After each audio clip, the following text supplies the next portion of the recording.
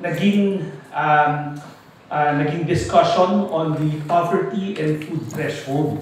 Marami kasi nagsasabi, yung mga tanong na natanggap ko at least, ang tono is, obvious naman na kulang yung 21 pesos or yung 30 pesos. Kasi 21 pesos kapag food poor, yun yung food poor threshold. Pag poverty naman, parang nasa 30 pesos.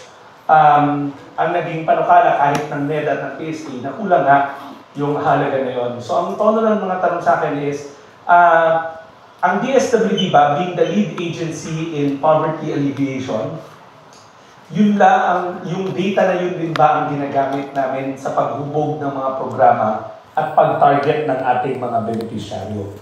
So, ganun yung tono ng tanong, but I don't know kung yan yung gusto yung tanong. So, I guess, hayaan ko muna kayo magtanong bago ako sasagot.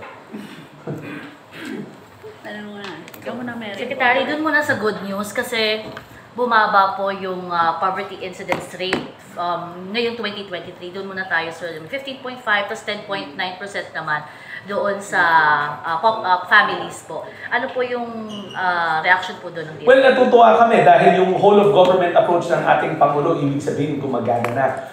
We're back to pre-pandemic levels pagdating sa poverty incidence. Diba, from a high of 19 million Filipino families, bumaba siya to 17 million families. Ibig sabihin yung pagpapunyagi ng ating Pangulo na whole of government approach, unti-unti nang tumatalab.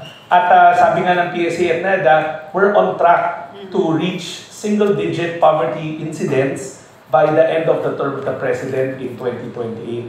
So kami, ang kaya namin sabihin, una pag-iigtingin pa natin kasi marami pa rin naman ng 17 million na pamilya. So hindi tayo titigil, kaya nga marami tayong mga bagong programang inilulunsad dito para maging para lalong maabot natin sa mabilis na panahon yung goals ng ating Pangulo na single-digit poverty incidence by 2028.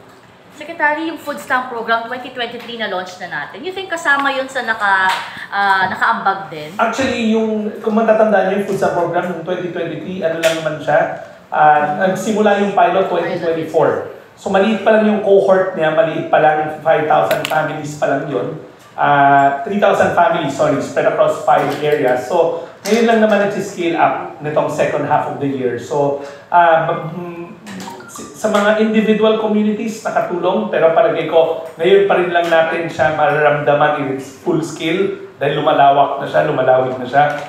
So, maraming matutulungan na mga kababayan pa natin. So, maging bahagi ito ng mga program mix natin para maabot yung single-digit poverty incidence.